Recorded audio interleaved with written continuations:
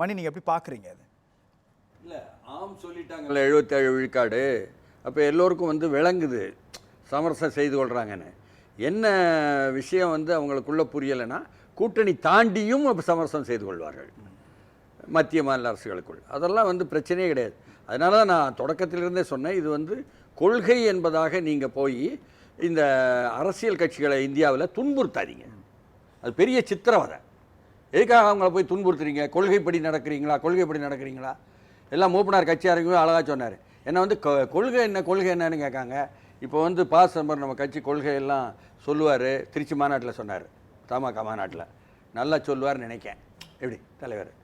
அதேமாதிரி ரஜினிகாந்த் போய் என்கிட்ட வந்து கொள்கை என்னன்னு கேட்காங்க அப்படின்னு சொல்லி போட்டு அவரும் வருத்தப்பட்டார். அதனால் அப்படியெல்லாம் சொல்லி துன்புறுத்தாதீங்க அரசியல் கட்சிகளை. அப்பப்போ உள்ள நிலைப்பாடு அப்படின்னு சொல்லுங்கன்னு சொன்னேன் நான். அதனால் அது தெளிவாகவே மக்கள் சொல்லியிருக்காங்க. உதாரணத்துக்கு எடுத்துக்கிட்டிங்கனாலும் நான் ஏற்கனவே சுட்டி காட்டியபடி அதிகார வர்க்கத்தினுடைய செயல்பாடுகள் எல்லாம், அதிகாரம் என்பது அரசியல்வாதிகள், வட்டார அரசியல்வாதிகளோ முழுமையான அரசியல்வாதிகளோ செல்வாக்கு என்பது இருக்கிறதோ இல்லையோ, என்ன அந்த அதிகார வர்க்கத்தினுடைய செயல்பாடு என்பது பெரிய அளவுக்கு. இப்போ உதாரணமாக சென்னையில் இருக்கிறோம், சென்னையில் எது நடந்தாலும் தமிழ்நாடு எங்கும் பாதிக்கணும். ஆனாலும் அவங்க சுட்டி காட்டின மாதிரி விக்னேஷ் கொலைக்கு வந்து எந்த ஒரு பதிலும் இல்லை. அப்படி இருக்கும் பொழுதும் என்ன இங்கே வந்து தென் சென்னையில் இருக்கின்ற பட்டணப்பாக்கத்திலிருந்து மயிலாப்பூர் வர 10 மீனவ கிராமங்கள் மீதும் 6 மாதமாக அவர்கள் உரிமைக்காக, கோரிக்கைக்காக அவர்கள் வட்டாரத்திற்குள், அவர்கள் தெருவுக்குள், அது அவங்க தெருதான் அது, அதற்குள் வந்து அவர்கள் ஊர்வலம் போனாங்கன்ட்டு போராட்டம், அதுக்கு வந்து அனுமதி மீறி அப்படின்னு சொல்லி போட்டு சமன் அனுப்பி துன்புறுத்திக்கிட்டு இருக்காங்க 2 வாரமாக என்ன காவல்துறை என்று சொன்னால் முதலமைச்சருக்கு போய் சேரவே இல்லை செய்தியே. அதனால் என்ன வட்டார அரசியல்வாதிகளுடைய செல்வாக்கு என்பது இருக்கலாம், தெரியலை. ஆனாலும் கூட அதிகார வர்க்கத்தினுடைய இந்த அதிகாரம் என்பது எப்பொழுது கட்டுப்படுத்தப்படுகிறதோ, ஏன்னு கேட்டால் ஏற்கனவே சுட்டி காட்டினா 2021 மேக்கு பிறகுதான் என்ன குண்டபடி கட்டவிழ்த்து விடப்பட்ட அளவுக்கு இந்த மாதிரி தனிப்படைகள் வைத்துக் கொள்வதற்கு அனுமதிக்கப்பட்டிருக்கிறது. அதனால தான் ஒரு எஸ்பியும் டிஎஸ்பியும் பண்ணியிருக்காங்க.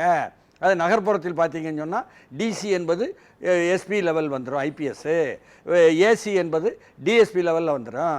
அவங்க ஒவ்வொருத்தரும் தனிப்படை வச்சுக்கலாம்னு சொன்னால் என்ன ஆகும்? அப்படி வச்சுக்கிட்டு இருக்கிற தனிப்படைக்கு வந்தவங்க எல்லோரும் பந்தோபஸ்து டியூட்டிக்கு போக மாட்டாங்க, தன்னுடைய இன்ஸ்பெக்டர் சொல்கிறதுக்கு கேட்க மாட்டாங்க.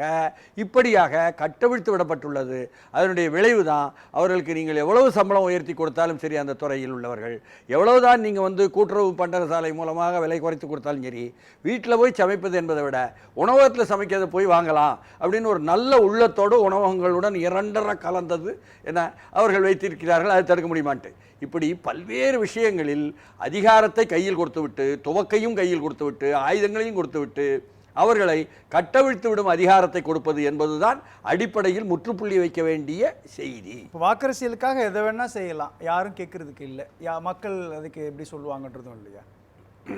வாக்கரசியலுக்காக எதை சொன்னாலும் மக்களை கடைசி நேரத்தில் நாங்கள் சரி பண்ணிவிடுவோம்னு தானே அரசியல்வாதிகள் நினைக்காங்க. மக்களுக்கு என்ன தேவையோ அதை கொடுத்தா முடிஞ்சு போகும்னு தானே நினைக்காங்க.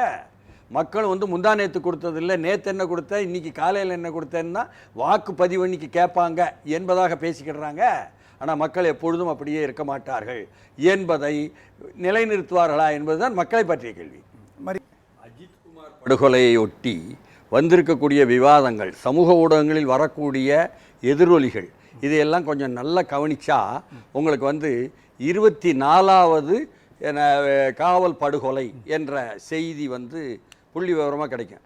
இது தவிர 21 மேக்கு பிறகு இங்கே தமிழ்நாட்டில் அதிகமான ஃபேக் என்கவுண்டர்ஸ், அதை கூட என்னென்னா சாதாரண மோதல் சாவுன்னு வார்த்தைகளை தவறாக பயன்படுத்துகிறாங்க தமிழில்.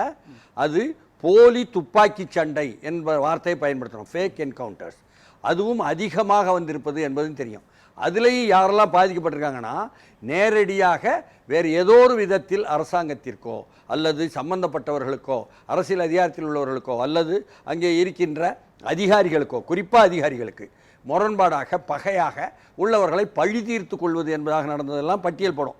அதனால தான் இந்த அஜித்குமார் படுகொலையை ஒட்டி கவிதா பாரதி வந்து முகநூலில் எழுதுகிறாரு, எவ்வளோ கொடூரமாக இப்படியெல்லாம் நடந்துச்சான், மேலேருந்து எங்கேயோ வந்துச்சான் அப்படின்ட்டு.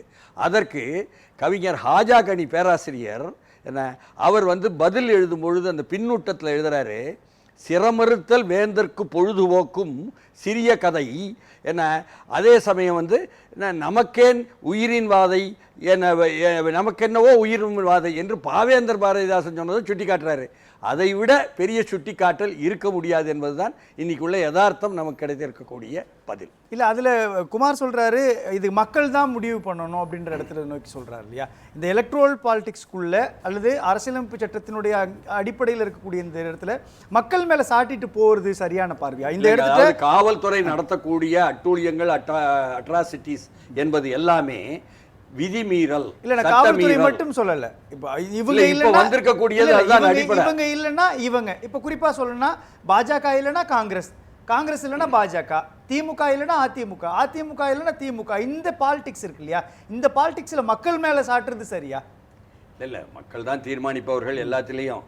அதனால தான் வந்து நீங்கள் பாராளுமன்ற பாதைன்னு ஒன்று இருக்குதாலாம் எங்களுக்கு சொல்லிகிட்டே இருக்கீங்க. தொடர்ந்து சொன்னதுனால இருக்கும் போல இருக்குது அப்படி ஒன்று உண்மையில நம்பிக்கிட்டு இருக்கோம். அது மட்டும் இல்லாமல் அதன் மூலம் தேர்ந்தெடுக்கப்படுறவங்க தான் அரசாங்கத்தை ஆள்றாங்கன்னு எங்களுக்கு சொல்லிகிட்டே இருந்தீங்க. ஓஹோ, அப்படித்தான் போல இருக்குன்னு நினச்சிக்கிட்டு இருக்கோம்.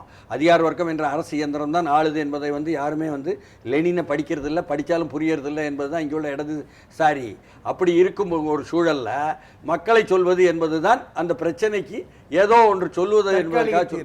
ஆமாம், ஆனால் அடிப்படையில் அந்தந்த ஏதாவது உச்சநீதிமன்றம் இதுவரை கொடுத்த வழிகாட்டல் படியும், அரசியல் சட்டம் கொடுத்த வழிகாட்டல் படியும் காவல் நிலையங்களில் ஒழுங்காக அந்த விதிகளை ஃபாலோ பண்ணுறாங்களா, என்ன எப்படி ஒருத்தரை விசாரணைக்கு அழைத்து கொண்டு போக வேண்டும், அதை தொடாமல் அடிக்காமல் எப்படி செய்ய வேண்டும் என்பதை அணுகுகிறார்களா? அப்படியே இருந்தாலும் 6 மணிக்கு மேலே கூப்பிடக்கூடாது விசாரணைக்கு என்பதாக இன்னைக்கு பேசுகிறாங்க. இன்னைக்கு பேசுவது நாளையோட போயிடுறேன். அதில் பெண்களையும் அழைக்கக்கூடாது, ஆண் காவலர்கள் பெண்களை அழைக்கக்கூடாது என்ற விதியெல்லாம் இருக்குது. இதெல்லாம் இடையில ஒவ்வொரு காவலர்களுக்கும் ஒட்டுவாங்களே, பிறகு ஒட்டின பிறகு கிழிச்சு விடுவாங்களே என்பது தான் கிழிச்சுக்கிட்டு இருக்கிறாங்க என்பது தெரியுது. அதிகாரத்தை ஒரு கையில் கொடுக்கிறீர்கள், ஒரு துறை கையில்னா அதை என்ன கண்காணிப்பு, அதன் மீது என்ன கண்ட்ரோல், கட்டுப்பாடு என்பதை ஆள வந்தோர் சிந்திக்க வேண்டும். ஏனென்றால் மீண்டும் அவர்கள்தான் போய் மக்கள்கிட்ட வாக்கு கேட்க போக வேண்டும்.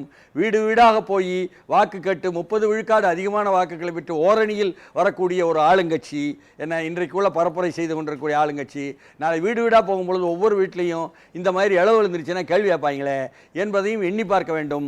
அதனால் கட்டுப்படுத்த வேண்டிய பொறுப்பு அவர்களுக்குத்தான் இருக்கிறது. அதற்கு ஏதாவது வழிவகை செய்கிறார்களா அந்த அதிகாரத்தை கையில் கொடுக்கப்பட்ட துறையின் மீது என்ற கேள்விதான் கேள்வி அளிக்குது.